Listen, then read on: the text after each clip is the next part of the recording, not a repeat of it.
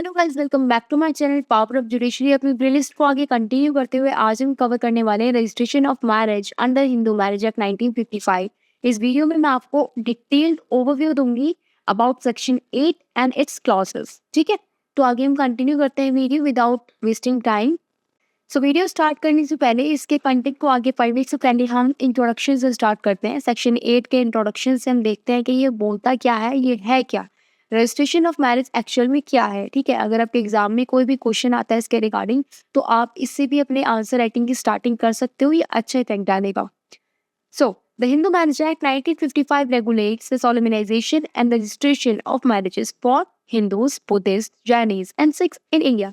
Hindu marriage act के अंदर जो ये मतलब ये जो पॉइंट है रजिस्ट्रेशन ऑफ मैरिज का जो सेक्शन है, Hindu marriage act basically regulate करता है इसे। ठीक है, रजिस्ट्रेशन ऑफ मैरिज को रेगुलेट करता है किस किस के लिए, हिंदूज के लिए, बुद्धिस्ट के लिए, चाइनीज के लिए, सिख्स के लिए। इसके अलग अगर हम देखें मुस्लिम या क्रिश्चियंस तो ये इनके ऊपर एप्लीकेबल नहीं होगा। Section 8 of the Act deals specifically with the registration of marriage, providing a legal framework for maintaining records and issuing certificates. Section 8 directly deal करता है किससे, रजिस्ट्रेशन ऑफ मैरिज से एक लीगल फ्रेमवर्क को प्रोवाइड करवाना या रिकॉर्ड्स को maintain करना या मैरिज सर्टिफिकेट्स को इशू कराना। ऑल ओवर देखिए सेक्शन 8 के अंदर ही मैरिज रजिस्ट्रेशन के रिगार्डिंग आई हुई हर बात कवर होती है। ठीक है, तो हमने ये देखा कि हमारा जो सेक्शन 8 है वो किस चीज़ के बारे में बात कर रहा है। सेक्शन 8 में टोटली ये बताया हुआ है कि भाई सेक्शन 8 मेनली फोकस करता है अपना ये रजिस्ट्रेशन ऑफ मैरिजेस को, यानी कि रजिस्ट्रेशन ऑफ मैरिजेस के जितनी भी सेक्शंस हैं, जो भी उसके बातें हैं, जो भी चीज़ें हैं, वो सारी section 8 of Hindu marriage act 1955 में कवर अप होती हैं। ठीक है, अब आगे देखते हैं कि इसकी क्लॉजेज और इसमें और क्या क्या चीज़ें बताई गई। तो section 8 clause 1 which talk about power to make rules, ये बताता है कि state governments are authorised to frame rules for marriage registration, यानी कि स्टेट गवर्नमेंट ही ऑथराइज्ड है सारे रूल्स बनाने के लिए रिगार्डिंग मैरिज रजिस्ट्रेशन। जो भी मैरिज रजिस्ट्रेशन के रिगार्डिंग रूल बनेंगे और वो रेगुलेट होंगे, जो भी उस पर फी हो या कुछ भी हो, वो सारी की सारी चीजें स्टेट गवर्नमेंट ही करेगी, उसी को ऑथराइज्ड पावर दी हुई है।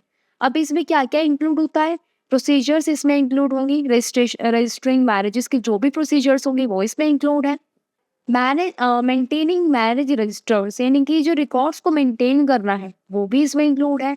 जो भी फी एप्लीकेबल होगी रजिस्ट्रेशन सर्विस के लिए वो भी इसी में इंक्लूड है, यानी कि सारी की सारी चीजें स्टेट गवर्नमेंट ही संभालेगी, वही ऑथराइज्ड पावर लेके बैठी हुई है इसके रिगार्डिंग। ठीक है, सेक्शन 8 क्लॉज 2 कंपल्सरी और नॉट, इसकी पूरी डेफिनेशन मैंने इसमें लिखी हुई है, आप इसे स्क्रीनशॉट ले सकते हो। पीपीटी चाहिए हो तो मुझे बता देना कमेंट सेक्शन में, मैं आपको पीपीटी भी प्रोवाइड करवा दूँ। स्टार्ट करते हैं इससे। Notwithstanding anything contained in subsection 1, the state government may, if it is of opinion that it is necessary or expedient so to do, provide that the entering of the particulars referred to in subsection 1 shall be compulsory in the state or in any part thereof, whether in all cases or in such cases as may be specified, and where any such direction has been issued, any person contravening any rule made in this behalf shall be punishable with fine which may extend to 25 rupees।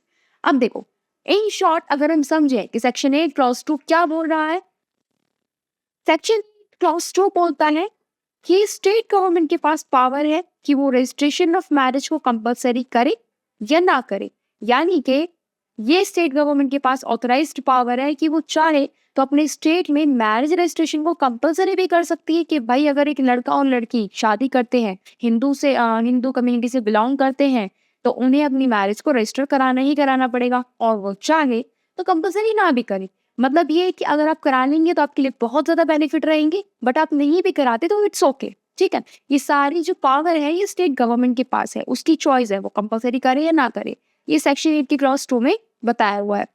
अब इसमें एक चीज और लिखी हुई है कि अगर मान लो कि दिल्ली की गवर्नमेंट है या पंजाब की गवर्नमेंट है या जम्मू या मतलब कहीं की भी कोई गवर्नमेंट हुई, उसने अपने स्टेट में मैरिज रजिस्ट्रेशन को कंपलसरी कर दिया कि जी कंपलसरी आपको करानी ही करानी पड़ेगी, और फिर भी कोई पर्सन जो कि हिंदू हिंदू कम्युनिटी से बिलोंग करता है शादी के बाद अपनी शादी को रजिस्टर नहीं करवाता है, तो क्या हो, तो उसके ऊपर 25 रुपीज तक का जो फाइन है वो लग सकता है, जो कि उसे पे करना पड़ेगा। ठीक है, ये चीज आप लिख के आ सकते हो अपने एग्जाम। नेक्स्ट हम देखें section 8 clause 3 which talk about legislature, means All rules made under this section shall be laid before the state legislature as soon as may be after they are made. मतलब ये कि legislation के regarding जो भी rule बना रही है state government, वो एज सून एज पॉसिबल उसे लेजिस्लेचर के सामने मतलब शो करना पड़ेगा, ठीक है। यानी कि लेजिस्लेशन के रिगार्डिंग जो भी रूल्स बन रहे हैं भैया, वो फटाफट से आप जाओ लेजिस्लेचर के सामने शो कर दो। ये चीज सेक्शन 8(3) बताता है, सेक्शन 8 का क्लॉज 3। नेक्स्ट है हमारा section 8 clause 4 which talk about marriage certificate as an evidence. The Hindu marriage register shall at all reasonable times be open for inspection and shall be admissible as evidence of the statements therein contained, and certified extracts therefrom shall on application be given by the registrar on payment to him of the prescribed fee। अब ये क्या बोलता है, ये बोलता है कि अगर रजिस्ट्रेशन कंपलसरी किया हो स्टेट ने, तो उस स्टेट के लोगों के रजिस्ट्रेशन के बाद जो डॉक्यूमेंट होगा वो कोर्ट में एडमिसिबल होगा, ठीक है, एडमिसिबल होगा। अब वो क्यों होगा कि सपोज दैट इन फ्यूचर में मैरिज के रिगार्डिंग किसी भी तरीके का कोई सीन क्रिएट होता है, कोई केस क्रिएट होता है, तो क्या करेंगे भाई, क्या करेंगे हम उस डॉक्यूमेंट को उठाकर ही तो देखेंगे कि हाँ ये शादी हुई थी, क्या क्या प्रॉब्लम है, क्या इश्यूज है, ठीक है।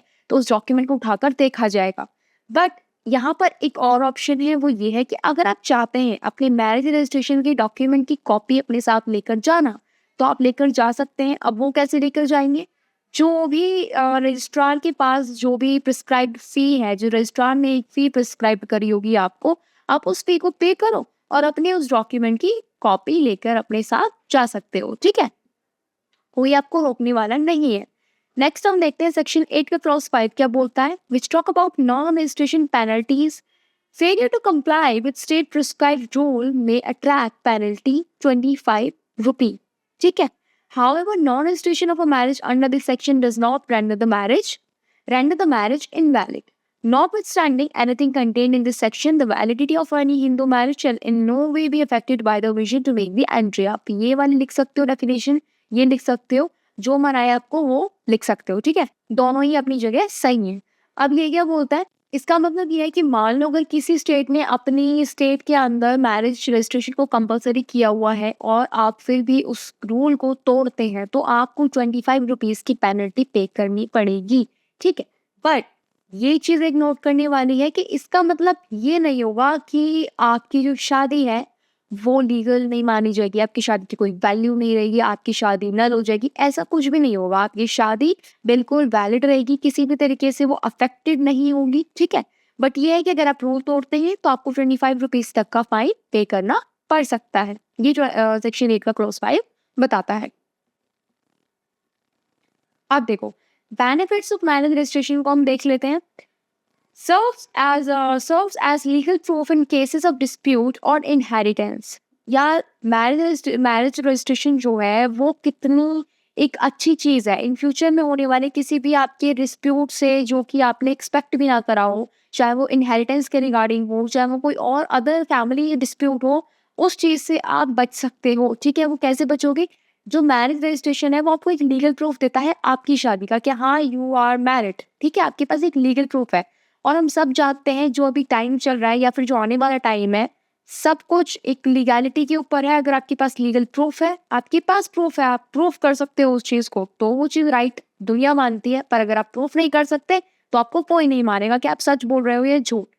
सेकेंड हम देखिए helps prevent child marriages and polygamy, ठीक है, इन चीज़ों को ये रोकेगा। बाइगैमी को भी ये रोकता है। सपोज दैट मान लो एक लड़का और लड़की ने शादी करी, बट लड़का एक अपनी पहली वाइफ के होते हुए दूसरी शादी कर लेता है, तो फर्स्ट वाइफ के पास काफ़ी बार ऐसा हो जाता है कि वो कोर्ट के पास जाकर उसको काफ़ी डिफिकल्टीज फेस करनी पड़ती हैं अपनी ही शादी को प्रूफ करने के लिए। बट अगर कोई मैरिज रजिस्ट्रेशन करवा सकता है तो वो बहुत ईजिली, अगर करवा रखा होगा तो बहुत ईजिली ही अपनी उस शादी को प्रूफ कर सकती है उस एविडेंस को दिखाकर, अपनी मैरिज सर्टिफिकेट को दिखाकर। और वो जो उसका हस्बैंड होगा वो बाइगेमी के लिए लायबल होगा, पनिशेबल होगा, उसे पनिशमेंट मिलेगी, ठीक है।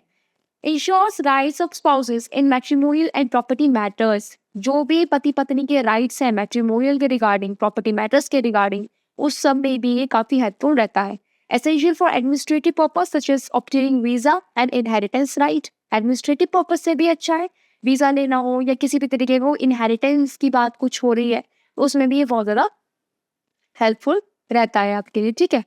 कंक्लूजन क्या है इसका, तो देखो section 8 of the Hindu marriage act 1955 establish a framework for voluntary registration of marriage ensuring legal recognization and protection of marital rights. Couples are encouraged to register their marriage to safeguard their rights in future. Conclusion में आप ये लिखकर आ सकते हो, ठीक है. भाई अगर हम मैरिज रजिस्ट्रेशन करवा रहे हैं तो अपनी आने वाले फ्यूचर को, आने वाली लाइफ को, इवन अपनी मैरिज को भी हम एक सेफ गार्ड दे रहे हैं, अपने राइट्स को हम सेफ गार्ड दे रहे हैं, उन्हें सेव कर रहे हैं, ठीक है. एक सिंपल से स्टेप से मैरिज रजिस्ट्रेशन से. और ये समझने की बात है कि ये छोटी सी चीज़ है और लोग सोचते हैं कि हमने 4 लोगों के सामने, इतने बड़े समाज के सामने शादी करी है, हमें क्या ज़रूरत है मैरिज रजिस्ट्रेशन की. बट अगर आप करा लेंगे तो आपका कोई लॉस भी तो नहीं हो रहा है ना. तो हमें ये चीज़ों पर ध्यान देना चाहिए और ये बहुत ज़्यादा हेल्पफुल चीज़ें हैं, बहुत ज़्यादा नेसेसरी नहीं है शायद आज के टाइम को अगर हम देखें तो हमें ये बिल्कुल करवाना चाहिए. ओके, सो आई होप ये वीडियो आपके लिए बहुत ज़्यादा हेल्पफुल रही होगी. Thank you for watching. Like and share and comment your opinion, your thought, your question, ठीक है. अगर किसी भी तरीके का इस वीडियो में कोई डाउट अभी भी रह गया हो तो आप मुझे कमेंट सेक्शन में आकर बता सकते हो. मैं पूरा ट्राई करूंगी उस टॉपिक को क्लियर करने का. एंड कोई भी ऐसा पॉइंट है जिसके ऊपर आप प्रॉपर वीडियो चाहते हो तो वो भी मुझे मेंशन कर देना. मैं उस पॉइंट के ऊपर, उस टॉपिक के ऊपर एक प्रॉपर वीडियो बनाने के लिए कोशिश करूंगी, वो भी जल्द से जल्द. और बाकी वॉइड अवॉइडेबल को हम आगे जल्दी ही उसके ऊपर भी वीडियो बनाकर डालेंगे जिससे कि वो भी टॉपिक हमारा जल्दी से कवर हो जाए हमारे एग्जाम से पहले.